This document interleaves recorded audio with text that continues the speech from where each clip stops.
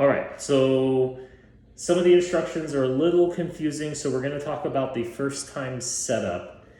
To start off with, we are going to pull out 3 life cards or 3 candle cards. These represent basically your health or your hearts. When they are all extinguished, if you notice the other side of this is a put out flame, that means you've died.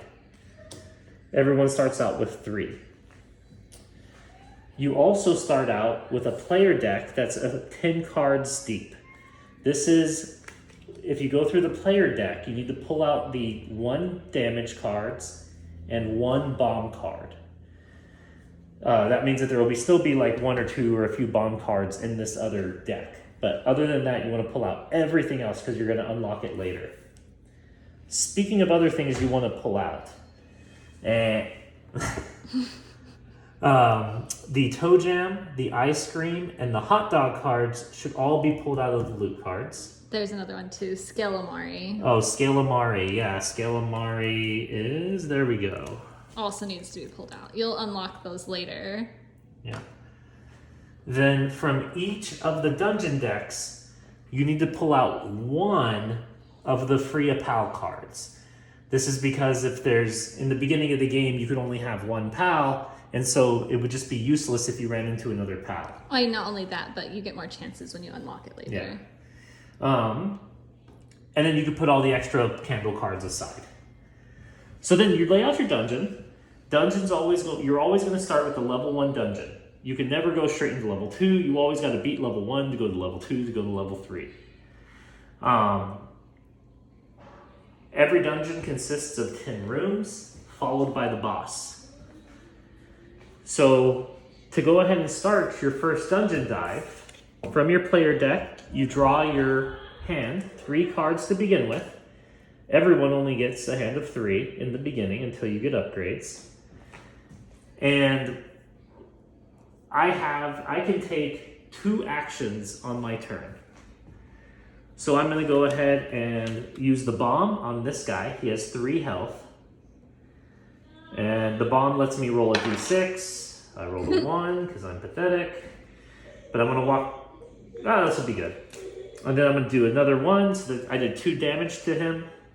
But now, those are all of my actions. So now my turn's over. Now he gets a turn. Mobs, bosses, everything. When they get their turn, they do 1 damage, unless it says otherwise. So he does 1 damage to me. I flip over the candle. I draw up to my 3 cards. And then now I could finish him off. So with that, he's going to be dead because I have 3 damage on the board. But now you have a choice. You can... I know that I want to get that bomb card sooner, so I want to make a strategic choice to just overkill this guy. No, you only have 2 actions. Oh, I only have 2 actions, yeah. So I'm going to use my second action and go ahead and overkill this guy. So that way I'm going to get closer to a shuffle. All the damage cards that you used go face up into a discard. You draw up to your hand of 3. So just to be clear, you can stop once he's been defeated, but you also can continue your actions. It's up to you and your strategy. Yeah. And because we killed a normal mob, we get 1 loot card. And it's a nut. And then you just play till you lose. And at the end of a round, the nut cards are effectively how you're going to unlock new things. One of the first things that is probably good to unlock is actions per turn. You can unlock 3 actions per turn. Yeah, the extra action. You could increase your hand size. New ability, sword level. What this does is, like, when you unlock sword level 2, that will unlock sword level 2 cards. And there should be 10 of each level of sword levels. 10 of each card. 10 cards of each.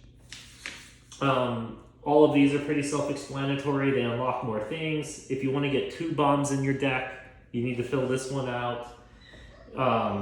In the beginning, by default, you can only have 1 pal or raccoon buddy.